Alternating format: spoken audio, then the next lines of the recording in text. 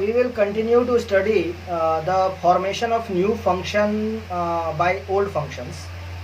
तो इसमें हम लोगों ने कुछ ऑपरेशंस के बारे में ऑलरेडी स्टडी कर लिया है और अभी हम लोग एक डिफरेंट ऑपरेशन की बात करने वाले हैं, दैट इज़ कंपोजिट. तो सबसे पहले इसका जो फॉर्मल डेफिनेशन है उसको समझ लेना बहुत इम्पॉर्टेंट है. सो वी से कि हमारे पास एक फंक्शन है, let f be a function from x to y and g be a function, it is from y to z, be two functions. तो हमारे पास बेसिकली दो फंक्शन है. एक फंक्शन का डोमेन x है, को डोमेन y है. दूसरे फंक्शन का जो डोमेन है वो y है और को डोमेन जो है वो z है. सो f और g हमारे पास दो फंक्शंस हैं. Then we define a function h such that it is from x to z by following definition. H of x is equal to g of f of x. तो ये हमारा formal definition है हमारे H of x का या composite of F and जी का. तो सबसे पहला कि हम लोग देख रहे हैं कि एच एक्स निकालने के लिए सबसे पहले हम लोगों को एक्स एज एन इनपुट देना होता है और एफ एक्स हमें एज एन आउटपुट मिलता है. फिर उस आउटपुट को जी के अंदर एज एन इनपुट डालना होता है और उससे जो हमें फाइनली आउटपुट मिलता है वो हमारे पास एच एक्स की वैल्यू आ जाती है. तो यहाँ पे हमें सबसे पहले ये देखना पड़ेगा कि हमारा जो एफ एक्स है that definitely belongs to Y, जो इसका को डोमेन है. और ये जो वाई है वो हमारा डोमेन है जी का. So F X obviously belongs to Y and Y is domain of ji X. Now ये जो हमारा एफ एक्स आता है उसको हम लोग जी के अंदर एज एन इनपुट डालते हैं और उससे जो हमें इमेज मिलता है वो हमारा एच एक्स होता है, कंपोजिट फंक्शन होता है. अगर इसी चीज़ को हम लोग मैपिंग से समझें तो हम लोग ऐसे कह सकते हैं कि लेटर से हमारे पास ये एक सेट एक्स है, हमारे पास दूसरा सेट ये वाई है और ये हमारे पास तीसरा सेट जेड है.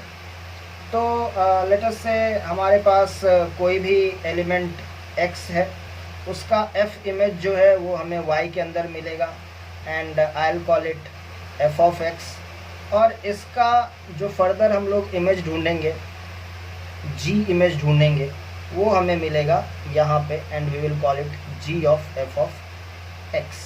तो ये हमारा f है और ये हमारा g है.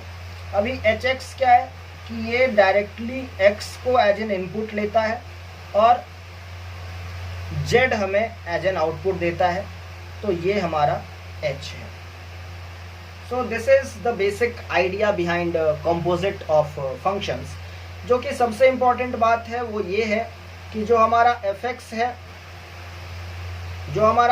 है, इसका को डोमेन gx के डोमेन के बराबर होना चाहिए. That is the must condition for composite of functions. हम लोग जब g of f of x की बात करते हैं इसको सिंबॉलिकली हम लोग g of f भी कह सकते हैं. वहीं पे अगर हम लोग एक दूसरा फंक्शन डिफाइन करें f of g of x तो इसको हम लोग f of g लिख सकते हैं, f of g लिख सकते हैं. और दोनों वाकई में दो अलग अलग फंक्शंस. अब कंपोजिट ऑफ फंक्शंस को समझने के लिए हम लोग कुछ एग्जांपल्स कंसिडर करने वाले हैं. तो लेट अस से हम लोग एक फंक्शन डिफाइन कर रहे हैं, f is such that from x to x square for all x belongs to r.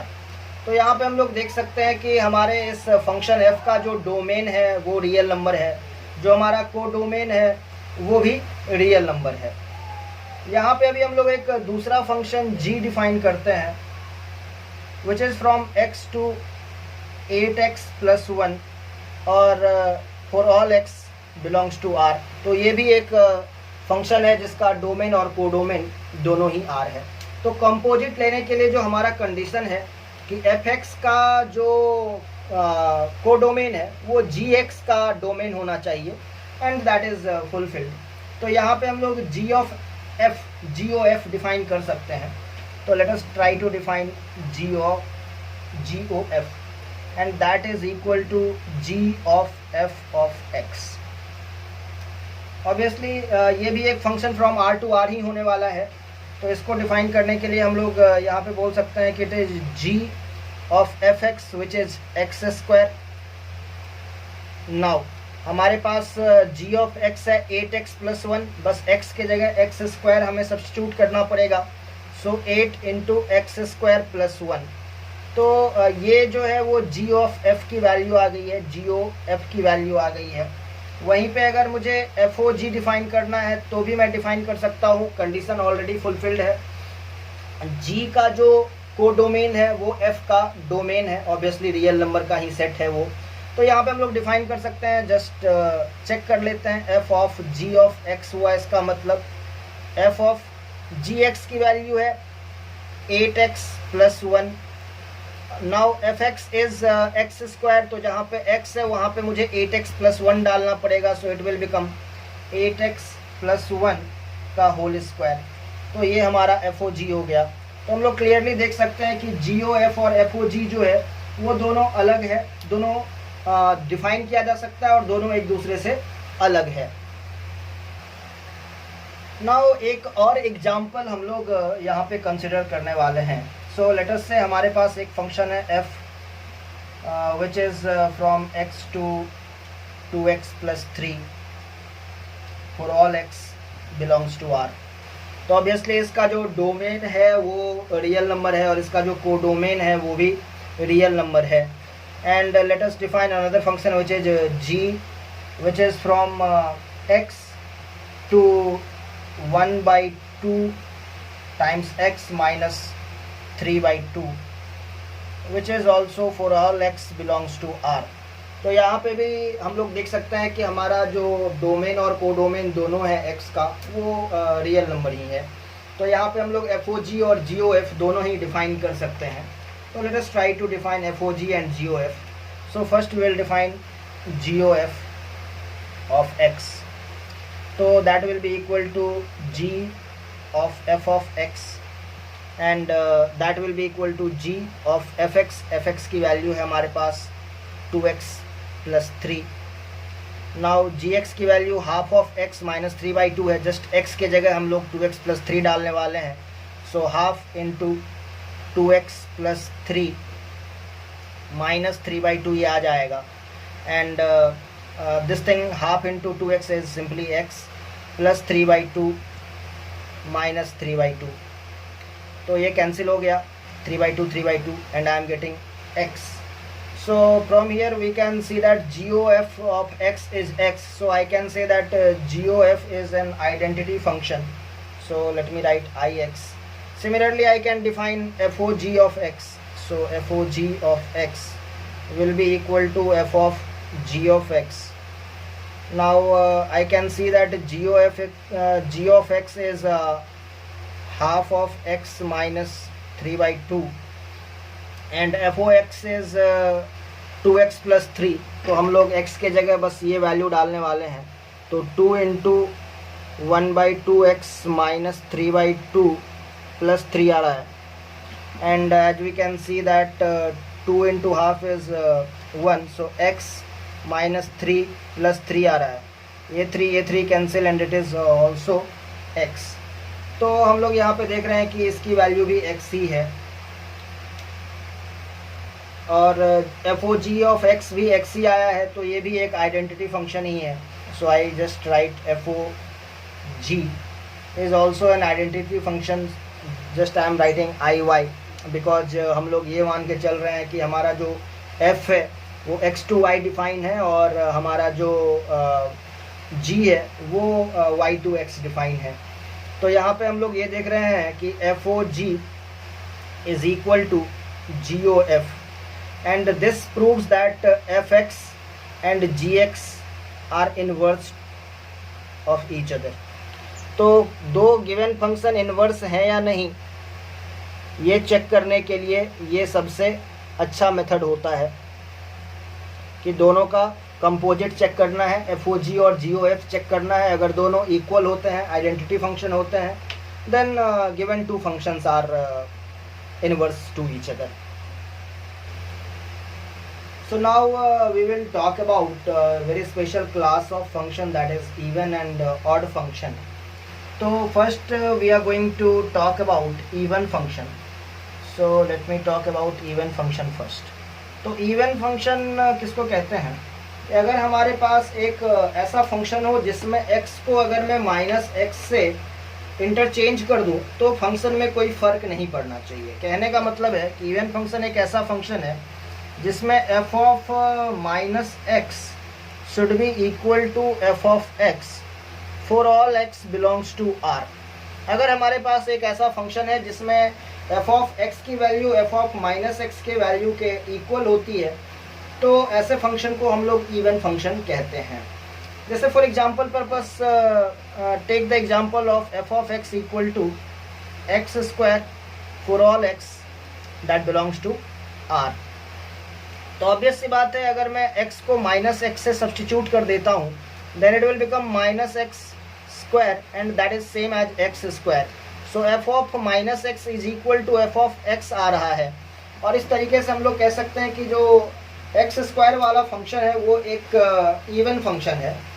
और ग्राफ देखने के बाद भी हम लोग एक बहुत ही इम्पोर्टेंट कंक्लूजन यहाँ पे पता कर सकते हैं। अगर हम लोग x स्क्वायर का ग्राफ देखें, so let us say this is f of x and this is x, so y equal to x square का जो ग्राफ आएगा वो कुछ ऐसा आएगा। और जैसा कि हम लोग देख सकते हैं कि this graph is symmetrical about y axis, so that is a very important nature of even function. So we must write that the graph of even function is symmetrical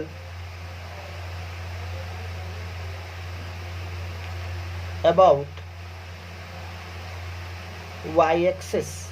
यानी कि y एक्सिस के about अगर मैं इस graph को fold कर दूं तो एक ग्राफ दूसरे ग्राफ के ऊपर में ओवरलैप कर जाएगा। So that is a very important aspect of this even function. Now we are going to talk about odd function. So we will define it first. So f of -x here is equal to minus of f of x for all x that belongs to R। अगर ये condition कोई function fulfil करता है तो हम लोग ऐसे function को ऑड फंक्शन कहेंगे। तो एग्जांपल पर्पस से हम लोग यहाँ पे देख सकते हैं कि f of x is equal to x cube. अभी अगर इसके लिए हम लोग f of -x को डिफाइन करें, it will become -x whole cube and that will become minus of x cube which is obviously minus fx। तो यहाँ पे हम लोग देख रहे हैं कि f of -x is equal to minus of fx आ रहा है। तो इस तरीके से हम लोग ये बता सकते हैं कि ये जो फंक्शन है वो एक ऑड फंक्शन है। यहाँ पे अगर हम लोग ग्राफ की बात करते हैं, लेट अस सी कि हमारा जो एक्स क्यूब का ग्राफ है, लेट अस से this is f of x, this is x। तो हमारा जो एक्स क्यूब का ग्राफ है वो कुछ हमें ऐसा मिलता है।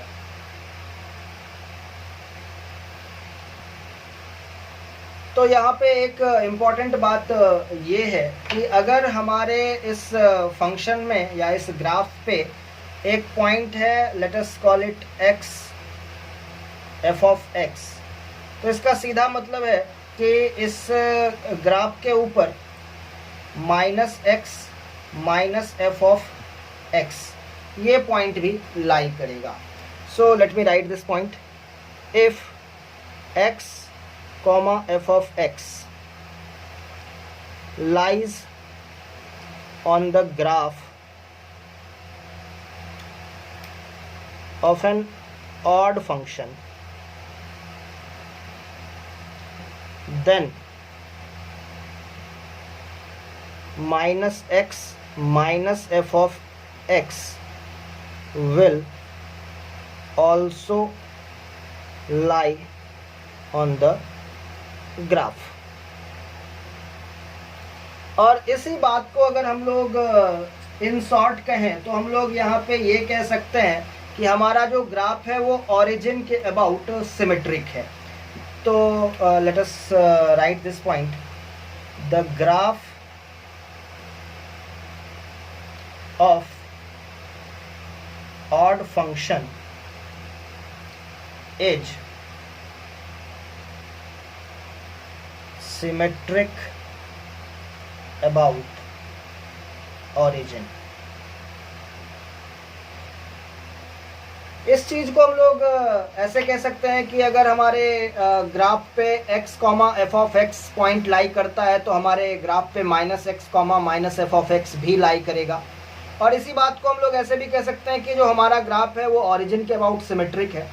और इस सिमेट्रिसिटी को चेक करने के लिए हम लोग ये कह सकते हैं कि ओरिजिन के अबाउट अगर हम लोग अपने पूरे ग्राफ को 180 डिग्री रोटेट करवा दें इन एनी डायरेक्शन, क्लॉकवाइज और एंटी क्लॉकवाइज, तो हमें एग्जैक्टली सेम ग्राफ मिल जाएगा। So this is a very important point. So for the graph of odd function we can say if the graph of any odd function is rotated by 180 degree about the origin,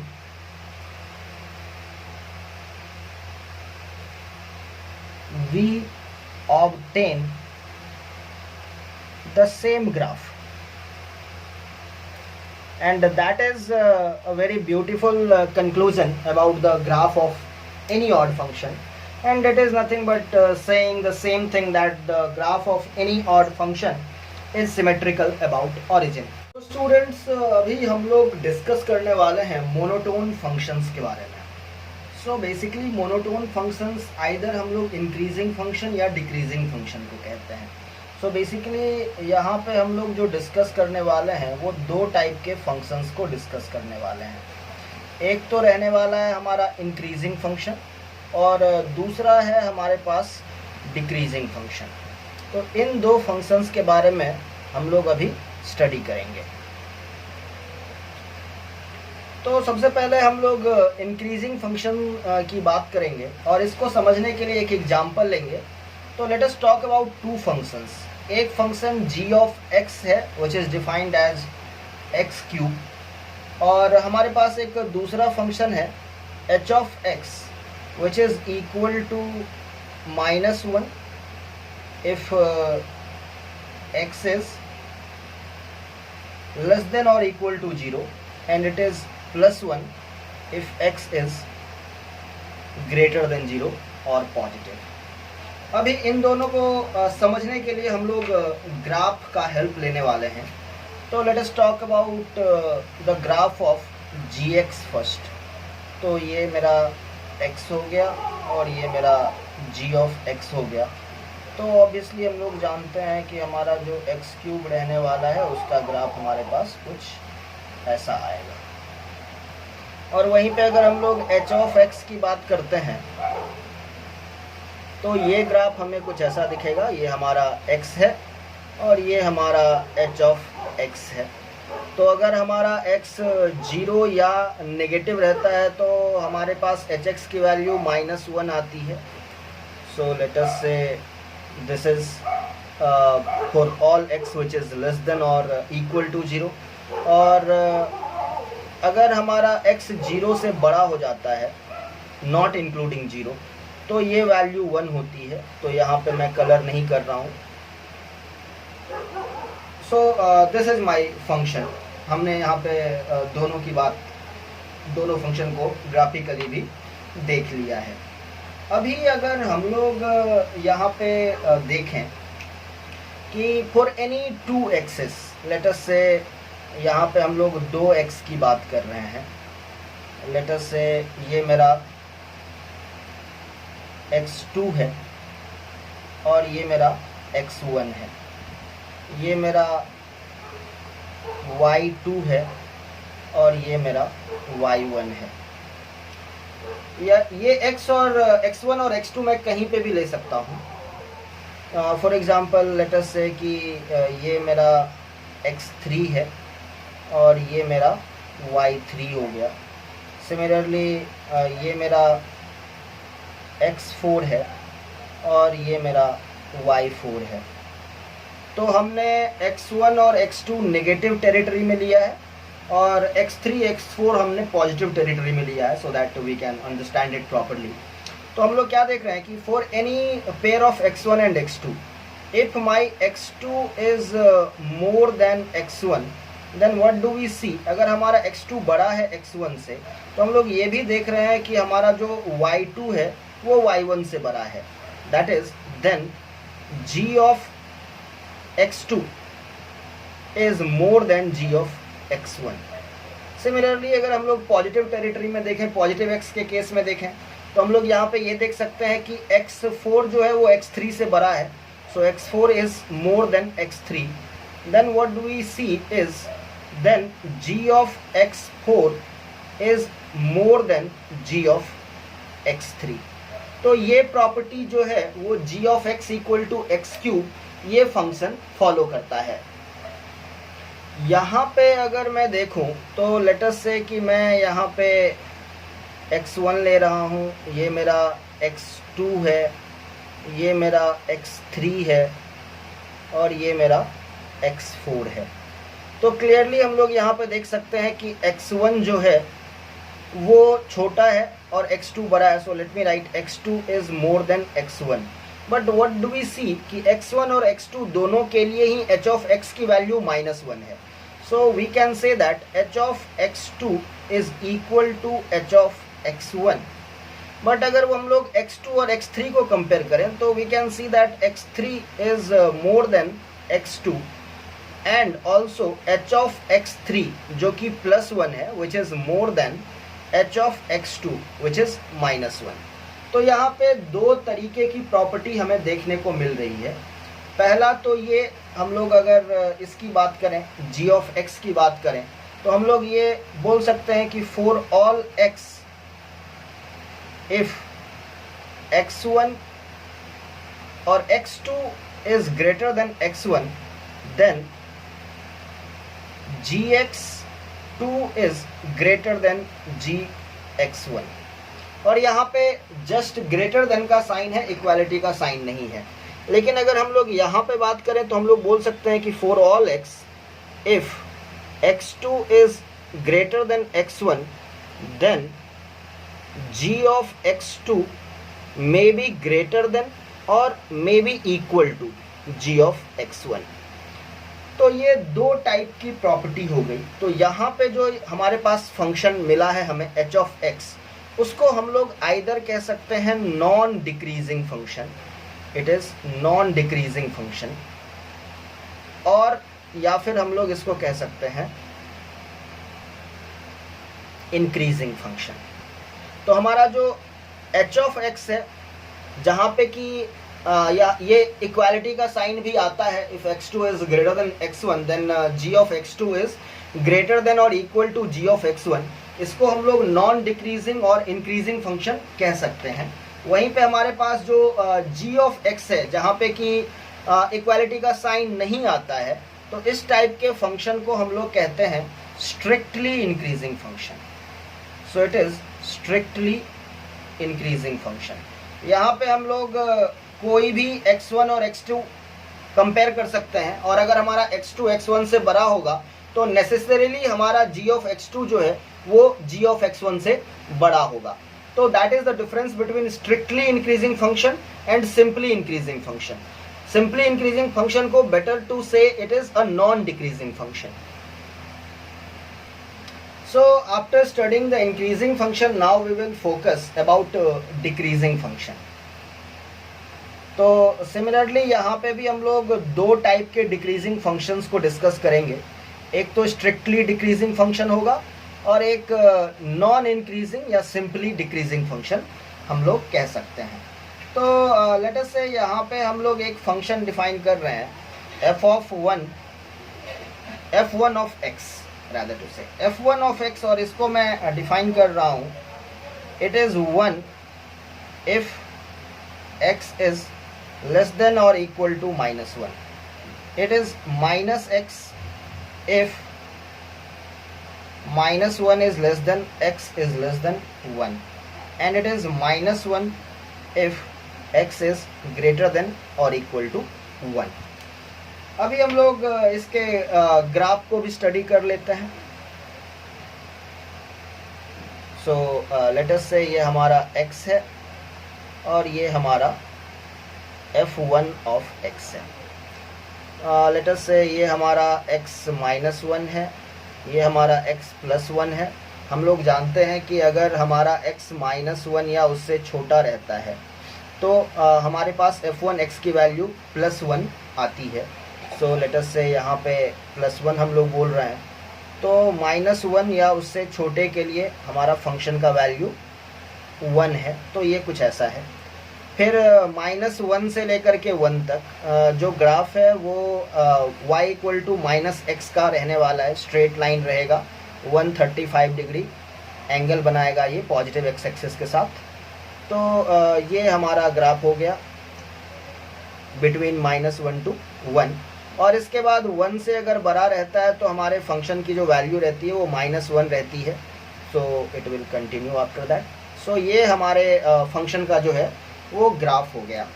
अभी हम लोग यहाँ पे कुछ values लेते हैं. For example अगर हम लोग यहाँ पे x1 ले लें और यहाँ पे x2 ले लें. लेट अस से यहाँ पे मैं x3 ले लेता हूँ, यहाँ पे मैं x4 ले लेता हूँ, यहाँ पे मैं x5 ले रहा हूँ और यहाँ पे मैं x6 ले रहा हूँ. तो let us say we can see easily that x2 is greater than x1. But हम लोग क्या देख रहे हैं, x1 और x2 दोनों के लिए ही f1 x की जो वैल्यू है वो 1 है. तो हमारा जो f1 ऑफ x2 है that is same as f1 of x1. तो यहाँ पे इक्वालिटी आ रहा है. वहीं पे अगर x2 और x3 को कंपेयर करते हैं तो हमें क्या दिख रहा है कि x3 जो है वो ग्रेटर देन x2 है. और फंक्शन के हिसाब से भी देखें तो फंक्शन की जो वैल्यू है वहाँ पे हम लोगों को नज़र आएगा कि f of x3 is less than f of x2 है. यानी कि x2 जो कि छोटा है वहाँ पे फंक्शन की वैल्यू बड़ी है, और x3 जो कि बड़ा है वहाँ पे फंक्शन की वैल्यू जो है वो छोटी है. सिमिलरली अगर हम लोग कंपेयर करें x3 और x4 को तो x3 is less than x4. x3 छोटा है, x4 बड़ा है. और क्लियरली हम लोग यहाँ पे देख सकते हैं कि f of x3 is more than f of x4. तो आइडिया शुड बी क्लियर कि यहाँ पे कुछ पेयर ऑफ एक्सेज के लिए जो फंक्शन की वैल्यू है वो इक्वल भी है, और कुछ के लिए जो है वो रिलेशन कुछ ऐसा है. सो हम लोग बोल सकते हैं कि if x2 is greater than x1 then function की वैल्यू जो है f ऑफ x2 जो है वो आइदर लेस देन है और इक्वल टू है f ऑफ x1 से. तो आइदर लेस देन हो जाता है या इक्वल टू होता है. यहाँ पे इक्वालिटी भी होल्ड कर रहा है, यानी कि जैसे जैसे x की वैल्यू बढ़ती है या तो फंक्शन कांस्टेंट रहता है या फिर डिक्रीज कर जाता है. तो ऐसे फंक्शन को हम लोग सिंपली बोल सकते हैं डिक्रीजिंग फंक्शन, और इसको हम लोग नॉन इंक्रीजिंग फंक्शन भी बोल सकते हैं. Now we will try to understand a function which will be strictly decreasing function. तो यहाँ पे हम लोग एक और function f2 of x consider कर रहे हैं विच इज़ -x3. और अगर हम लोग इसके ग्राफ को देखें तो it will look something like that. This is my x and this is my f2 of x. यहाँ पे हम लोग कहीं पे भी x1 और x2 को कंसिडर कर लें. लेट अस से ये मेरा x1 है और ये मेरा x2 है. तो ये मेरा f2 ऑफ x1 हो जाएगा और ये मेरा f2 ऑफ x2 हो जाएगा. चाहे मैं यहाँ पे भी कंसिडर कर सकता हूँ पॉजिटिव टेरिटरी में भी कंसिडर कर सकता हूँ, but that is visible in the graph. So I will simply से कि हम लोग कहीं पे भी x1 x2 का एक पेयर लें, सो दैट कि if x1 is less than x2 then f of x1 और f2 of x1 will be more than f2 of x2. यहाँ पे इक्वालिटी का साइन नहीं आएगा. तो ये जो ट्रेडमार्क है, ये जो सिग्नेचर है, वो है स्ट्रिक्टली डिक्रीजिंग फंक्शन का. So will call it a strictly decreasing function. कहने का मतलब है यहाँ पे अगर x1 लेस देन x2 है, देन f of x1 जो है वो greater than f of x2 होगा. यहाँ पे इक्वालिटी का साइन कहीं पे भी नहीं आने वाला है. अगर इक्वालिटी का साइन आ गया तो ये सिंपली डिक्रीजिंग फंक्शन या नॉन इंक्रीजिंग फंक्शन कहलाएगा. अदरवाइज यहाँ पे जो हम लोग देख रहे हैं, अगर इक्वालिटी का साइन नहीं आता है, then it is simply strictly decreasing function. अभी हम लोगों को ये समझना है कि अगर हमारा फंक्शन इंक्रीजिंग है, चाहे वो सिंपली इंक्रीजिंग हो चाहे स्ट्रिक्टली इंक्रीजिंग हो,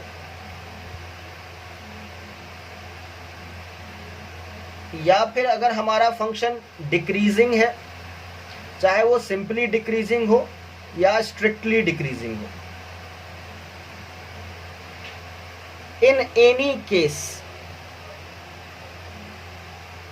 हमारा जो फंक्शन होता है उसको हम लोग कहते हैं मोनोटोन फंक्शन. और यूजुअली जो हम लोग वर्ड यूज करते हैं स्ट्रिक्टली इंक्रीजिंग या इंक्रीजिंग फंक्शन के लिए, हम लोग इसको बोलते हैं मोनोटोनिकली इंक्रीजिंग फंक्शन. या फिर अगर डिक्रीजिंग की बात करेंगे, then it will be monotonically decreasing function. अच्छा, यहाँ पे ये बात ज़रूरी नहीं है कि हर एक फंक्शन मोनोटोनिकली इंक्रीजिंग या मोनोटोनिकली डिक्रीजिंग ही हो. बहुत सारे ऐसे फंक्शन हैं जो कि ना तो इंक्रीजिंग है ना ही डिक्रीजिंग है. उनमें भी एक दो एग्जांपल हम लोग कंसिडर करेंगे. फॉर एग्जांपल अगर मैं बोलूँ f of x equal to x square, और इसको हम लोग अगर ग्राफिकली देख लें तो ये हमारा x है, ये हमारा f of x है, और पैराबोलिक इसका ग्राफ आ रहा है. यहाँ पे अगर हम लोग देखें नेगेटिव x के लिए, फॉर x लेस देन 0, तो उस सेगमेंट में अगर हम लोग देखें x1 और x2, लेट अस से this is x1, this is x2, and clearly we can see that x2 is greater than x1 and f of x2 is less than f of x1. तो ये यहाँ पे strictly decreasing function है. So it is strictly decreasing function. लेकिन वहीं पे अगर हम लोग पॉजिटिव x की बात करें, फॉर x ग्रेटर देन 0, अगर यहाँ पे हम लोग x3 और यहाँ पे हम लोग x4 कंसिडर करते हैं, and we can clearly see that x4 is greater than x3, and function के हिसाब से भी देखें तो f of x4 is also greater than f of x3. कहने का मतलब है कि इस रेंज में, यानी कि पॉजिटिव x के लिए हमारा जो फंक्शन है वो स्ट्रिक्टली इंक्रीजिंग फंक्शन है. तो एक ही फंक्शन अपने डोमेन में एक पर्टिकुलर टाइम तक स्ट्रिक्टली डिक्रीजिंग रहता है, और उसके बाद वो फिर वो स्ट्रिक्टली इंक्रीजिंग हो जाता है, मतलब अपना नेचर बदलता रहता है. तो ये नॉन मोनोटोन फंक्शन हो गया.